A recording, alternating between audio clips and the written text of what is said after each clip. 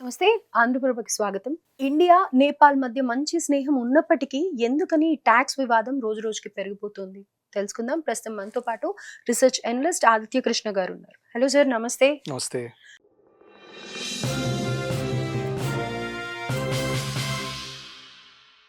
Sir, అసలు overall గా చూసుకుంటే ఏమవుతుంది అనే కన్ఫ్యూజన్ ఎక్కువైపోతుంది.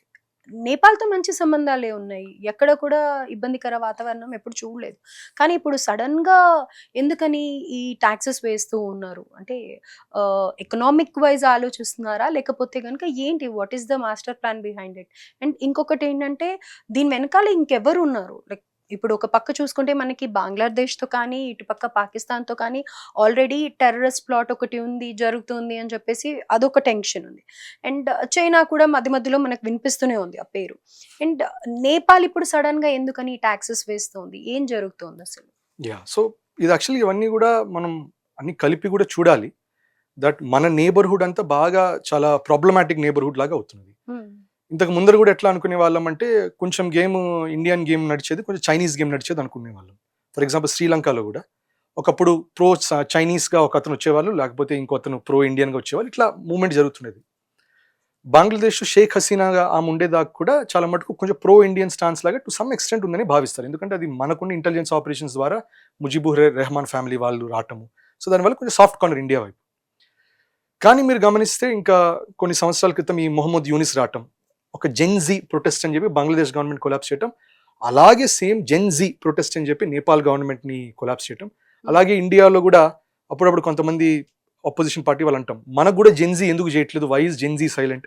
సో ఈ జెన్జీ అని ఒక రిఫరెన్స్ వస్తుంది. సో దీని వెనకాల కూడా బై అండ్ లార్జ్ అంటే యూఎస్ హస్తం ఉందని అంటారు. ఇన్ఫాక్ట్ బంగ్లాదేశ్ కూడా చైనా కూడా ఇన్ఫ్లుయెన్స్ చేద్దాం అనుకుంది, యూఎస్ కూడా ఇన్ఫ్లుయెన్స్ చేద్దాం అనుకుంది, ఎగ్జిస్టింగ్ గా ఇండియన్ ఇన్ఫ్లుయెన్స్ ఉంది. షేక్ హసీనా వెళ్ళిపోవడం వల్ల ఎసెన్షియల్ ఏమైంది, చైనా యుఎస్ అనుకుంటే ఎండ్ ఆఫ్ ద డే అక్కడ నెగ్గింది యుఎస్ఏని.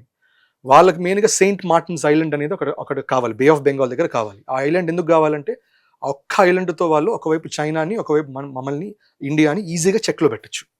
సో అదొక ఆస్పెక్ట్ పెట్టారు. అది షేక్ హసీనా బాగా ఒపోజ్ చేసేది. అంతెందుకు, షేక్ హసీనా ఎగ్జైల్కి వెళ్ళిన తర్వాత కూడా ఆమె పెట్టింది, ఒక ట్వీట్ రాశారు ఆమె. దాంట్లో ఏం పెట్టారంటే యుఎస్ వాళ్ళు నన్ను చాలా బలవంతం చేస్తున్నారు సెయింట్ మార్టిన్స్ ఐలాండ్ అని చెప్పి, నేను ఒప్పుకోవట్లేదు, వాళ్ళు అక్కడ చైనాని ఇండియాని బ్యాలెన్స్ చేయడానికి పెడదాం అనుకున్నారు, నేను వినలేను కాబట్టి నన్ను బలవంతంగా బయటికి ధర్మిస్తారని చెప్పి ఆమె ఒక పోస్ట్ కూడా పెట్టారు అప్పుడు.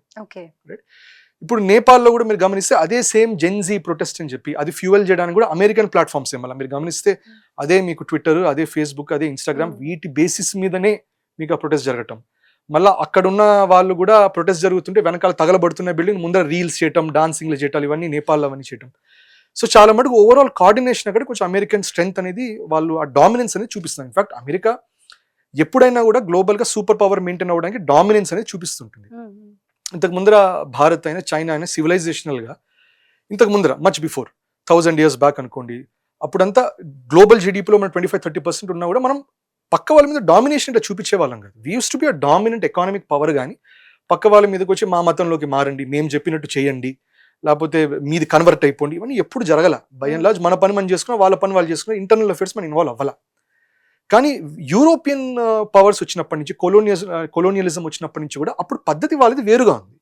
వాళ్ళు ఏం చేస్తారు, ఒక సూపర్ పవర్గా డిక్లేర్ చేసుకోవాలంటే వాళ్ళ మతం అక్కడ ఎస్టాబ్లిష్ చేయాలి, వాళ్ళ గవర్నెన్స్ రావాలి, వాళ్ళ భాష రావాలి, వాళ్ళ బట్టలు రావాలి, వాళ్ళు అట్లా కంప్లీట్గా రుద్దుతూ ఉండేవాళ్ళు.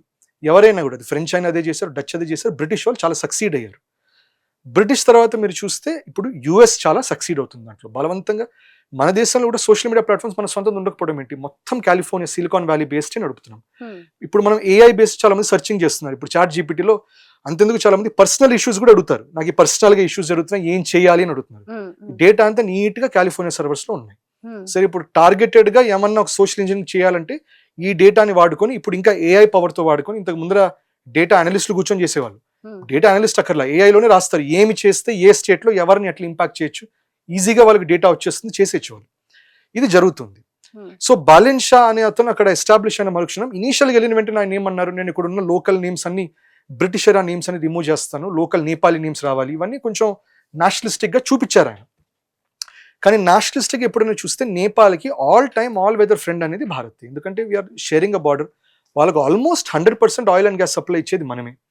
చైనా వాళ్ళతో రిలేషన్స్ ఇంతకు ముందర కేపీ ఓలీ అప్పుడు చైనాతో రిలేషన్స్ బాగున్నా కూడా వాళ్ళకి చాలా మటుకు ట్రేడ్ మనమే, ఎందుకంటే ల్యాండ్ రూట్ అనేది మన నుంచే వాళ్ళకి ఈజీగా ఉంటుంది. ఇక్కడ చైనాలో టిబెట్ ద్వారా కష్టం వాళ్ళకి, రాకీ మౌంటైనస్ టెరెన్. మన దగ్గర కొంచెం ఉత్తరప్రదేశ్లో ఉండే ఈ నేపాల్గంజ్ ఏరియా నుంచి అక్కడి నుంచి లక్నో నుంచి ఈజీగా వెళ్తుంది మనకి.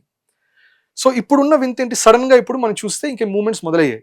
మొన్న రీసెంట్ గా ఇది కూడా అన్నారు దట్ నేపాల్ వాళ్ళు కొన్ని పార్ట్స్ ఆఫ్ ఉత్తరాఖండ్, కేపీ ఓలీ అప్పుడు కూడా క్లెయిమ్ చేశారు దట్ ఈ పిట్టోరాగర్ ఏరియాని కూడా వాళ్ళ మ్యాప్ లో మెన్షన్ చేసుకోవటం, అట్లా చేయటం. అప్పుడు చైనీస్ ఇన్ఫ్లుయెన్స్ తో. ఇప్పుడు ఏంటి యుఎస్ ఇన్ఫ్లుయెన్స్ ఇంకా అగ్రెసివ్ గా వాళ్ళ పాస్టరింగ్ లోకి వెళ్తున్నారు. దట్ పార్ట్స్ ఆఫ్ ఉత్తరాఖండ్ అయినా పార్ట్స్ ఆఫ్ బీహార్ అయినా చిన్నగా నేపాల్లో కలుపుకునే ప్రయత్నాలు. ఇప్పుడు ఈ ట్యాక్స్ పెట్టడం, ఎప్పుడన్నా మీరు ఉత్తరప్రదేశ్ నుంచి లేకపోతే బీహార్ నుంచి మీరు నేపాల్ వైపుకి వెళ్ళాలని ట్రై చేస్తే చాలా మటుకు ఫ్రీ ఫ్లోయింగ్ గానే ఉంటుంది, అంత రెస్ట్రిక్టెడ్ బార్డర్ లాగా ఉంటుంది, కొంచెం యూరోపియన్ బార్డర్ లాగానే ఉంటుంది. యూరోప్ కూడా you can easily move from Germany to Belgium to Switzerland, easy movement ఉంటుంది. సో కొంచెం ఈజీగానే ఉంటుంది. అందుకని స్మగ్లింగ్ చేసేవాళ్ళు కూడా అటు నుంచి చేసేవాళ్ళు, టెర్రరిస్ట్ కూడా అటు నుంచి వచ్చేవాళ్ళు. So at the same time ఏంటంటే ట్రేడ్ కూడా నీట్గా ఉండేది, కల్చరల్ ఎక్స్చేంజ్ బాగుండేది. ఇప్పుడు మొన్న చాలా వీడియోస్ వచ్చాయి that Nepal border police force వాళ్ళు వెళ్ళి అక్కడ అందరినీ ఆపటం, ప్రతి ప్రోడక్ట్ మీద ట్యాక్స్ వేయటం, అరటి పండ్ల మీద కూడా వేయటం, ఒక 20 రూపాయలు చిప్స్ ప్యాకెట్ దీని మీద ట్యాక్స్ కట్టలేదు అని చెప్పి ట్యాక్స్ తీసుకోవటం. సో ఇనవే ఏంటంటే గుడ్స్ అండ్ సర్వీసెస్ ఫ్లోని కొంచెం రెస్ట్రిక్ట్ చేసినట్టు అయింది. దానికి ఆఫ్ కోర్స్ మన ప్రభుత్వం గట్టి సమాధానం ఇచ్చింది. మన ప్రభుత్వం ఏం చేసింది, నేపాల్ రిజిస్ట్రేషన్ తో ఉంటే ఎటువంటి ట్రక్ కి ఎటువంటి వెహికల్ కూడా మన బార్డర్ పెట్రోల్ బంక్స్ లో నింపకండి అనేటటువంటిది ఒక రూల్ ఇచ్చారు. సో మనం కూడా వీఆర్ హిట్టింగ్ బ్యాక్. కానీ ఇది హిట్ బ్యాక్ అనేది జరుగుతుంది. ఇప్పుడు డిప్లొమాటిక్ గా మాట్లాడుకుంటే అది వేరే విషయం, కానీ ఎందుకు చేయాలి ఇటువంటిది, ఎందుకు చేయాలి? లోకల్ పొలిటికల్ గా మనకు తెలిసిందే దట్ రీసెంట్ గా వాళ్ళకున్న ఒక యంగ్ మినిస్టర్ కూడా ఆయన రిజైన్ చేశారు, ఎందుకంటే ఆయన మీద కరప్షన్ ఛార్జెస్ వచ్చాయి.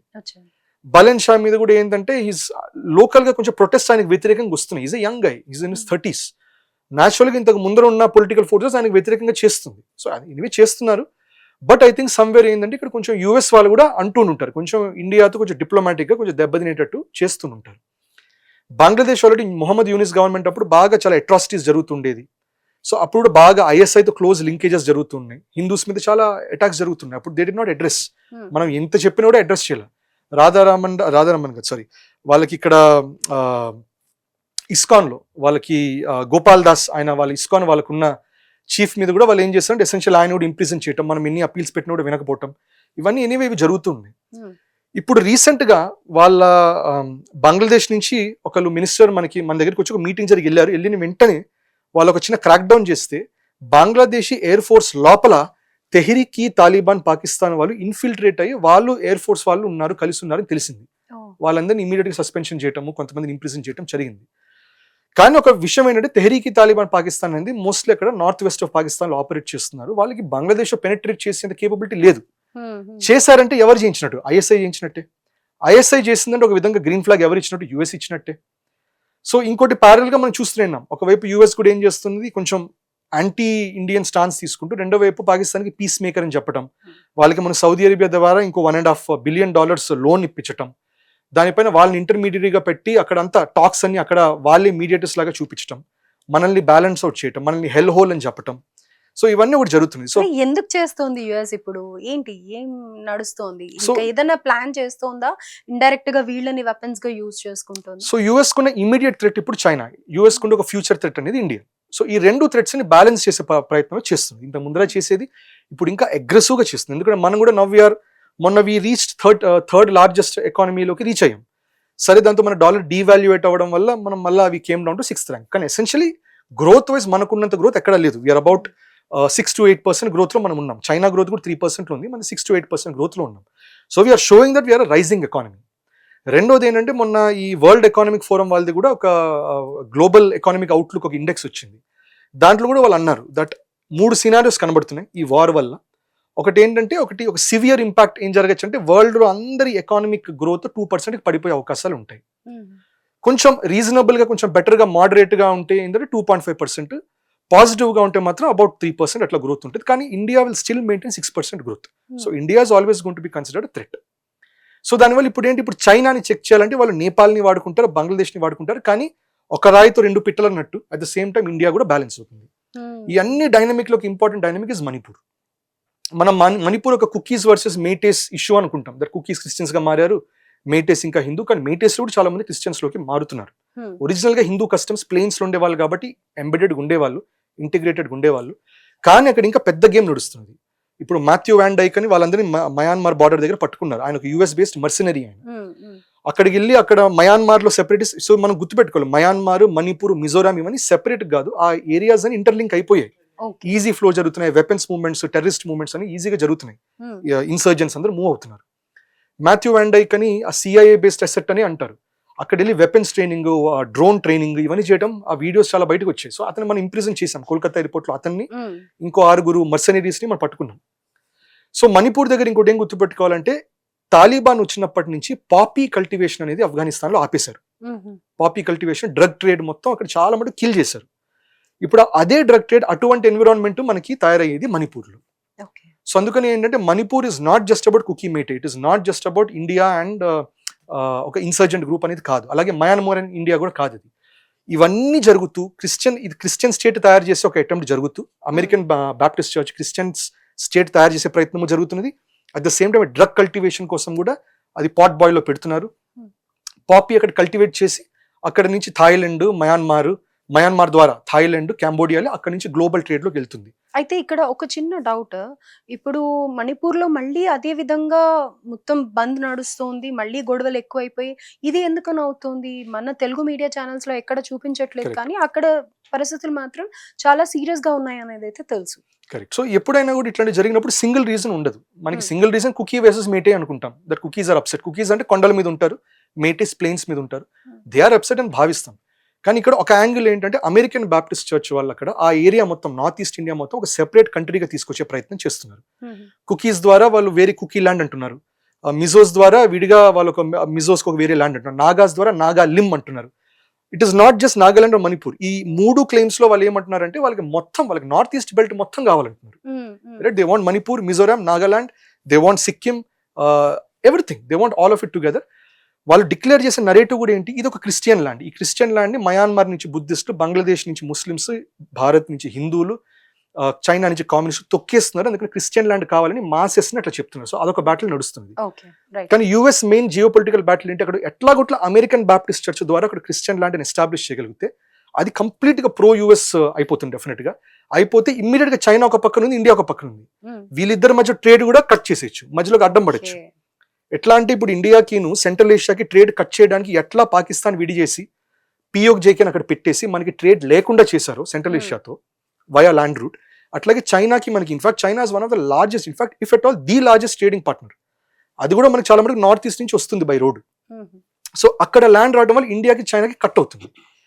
అండ్ బంగ్లాదేశ్ వాళ్ళ కంట్రోల్ ఉంటే సీ రూట్ కూడా కట్ చేయొచ్చు వాళ్ళు.